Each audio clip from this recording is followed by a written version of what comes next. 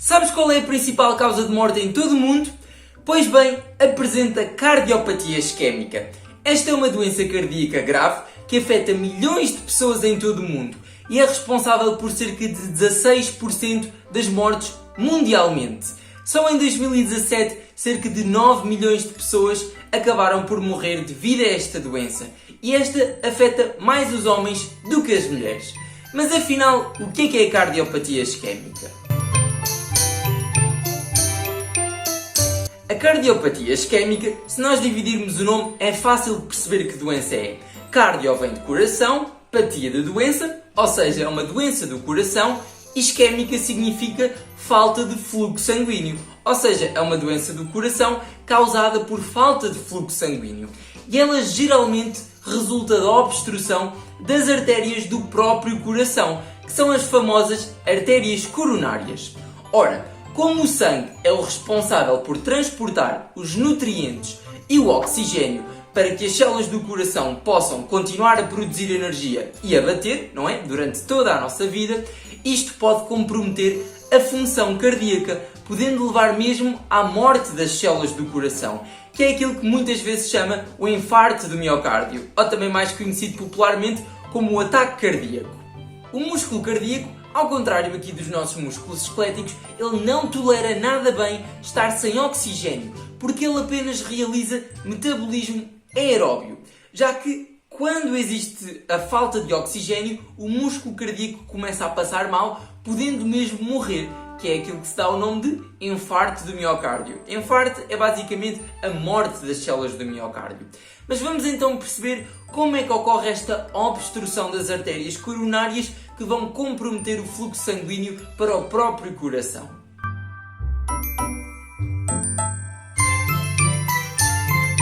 A principal causa que conduz à cardiopatia isquémica é a doença arterial coronária, que basicamente consiste na formação de placas, que se chamam de placas de atroma, dentro das paredes das artérias coronárias, que eram aquelas que iriam irrigar o próprio coração. Ou seja, basicamente, estas placas vão começar a obstruir o fluxo sanguíneo do próprio coração, comprometendo então o transporte de oxigênio e nutrientes para o músculo cardíaco, e aí vão começar a surgir grandes problemas. Mas do que é que estas placas são feitas? Bem, elas são feitas do nosso famoso colesterol, juntamente com outras gorduras. Mas o colesterol está lá em grande abundância, e é aquele colesterol chamado colesterol mau, que é o LDL.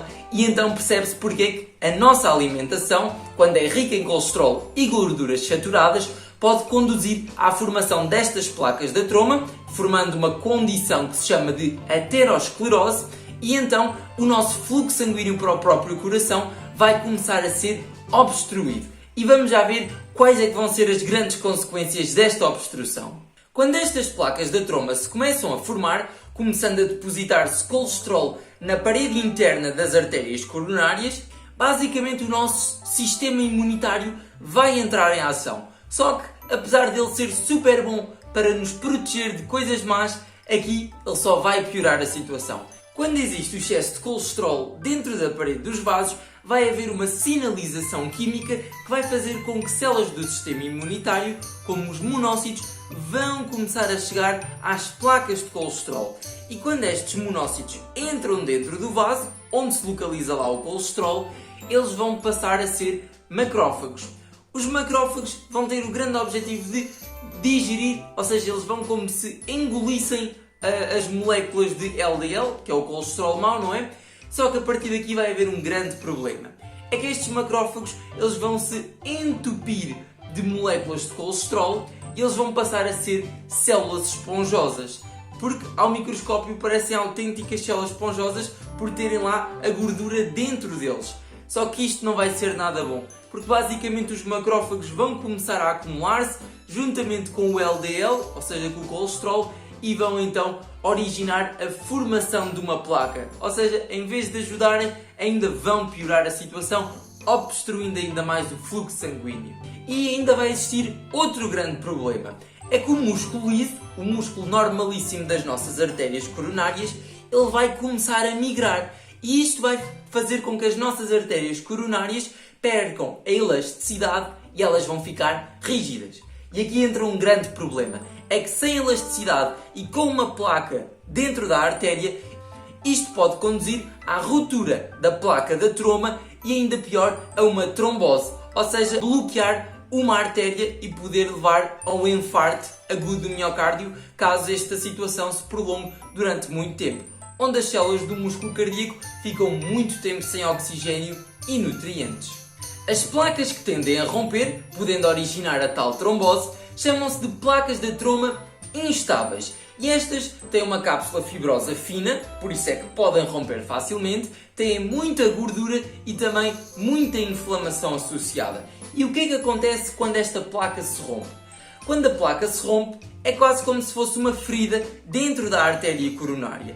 Então o que é que acontece? Vai existir a ativação de plaquetas, que são aquelas células muito importantes para quando, por exemplo, nós nos cortamos, começarem logo ali a tentar tapar a ferida para evitar o máximo de perdas de sangue. Só que as plaquetas, quando se vão começar a agregar para bloquear ali a ferida, não é? Que resultou do rompimento da placa, elas, ao agregar-se, vão ainda mais também bloquear o vaso sanguíneo. Ou seja, parece que nesta doença o nosso sistema imunitário, as plaquetas tentam ajudar, mas acabam quase só por piorar a nossa situação. Provavelmente agora estão a pensar-se, mas então o bloqueio das artérias coronárias é aquilo a que nós chamamos de infarto do miocárdio ou ataque cardíaco? Bem, a resposta é sim e não.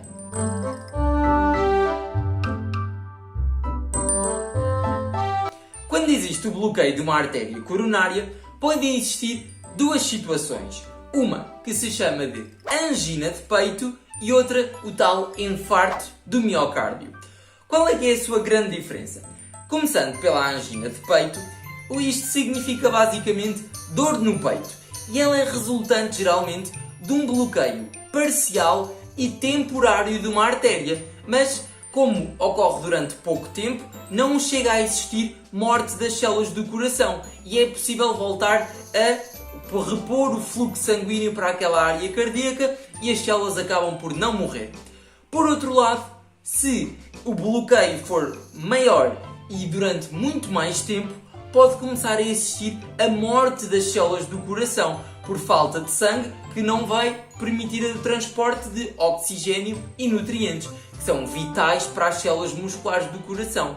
E aí sim ocorre o infarto do miocárdio. Infarto é morte, miocárdio é morte das células do coração, das células musculares.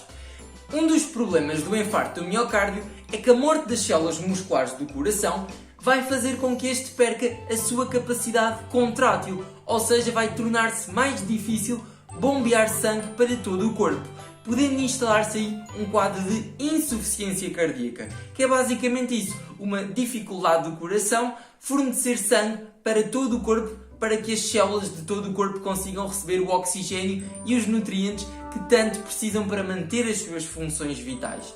Por outro lado, o coração também muitas vezes começa a hipertrofiar no sentido concêntrico, ou seja, para dentro, as câmaras cardíacas ainda ficam mais pequenas, começa-se a acumular sangue no coração, o sangue já não vai conseguir sair com tanta força para o corpo e esta insuficiência cardíaca, quando chega a estágios mais graves, pode mesmo conduzir à morte do indivíduo.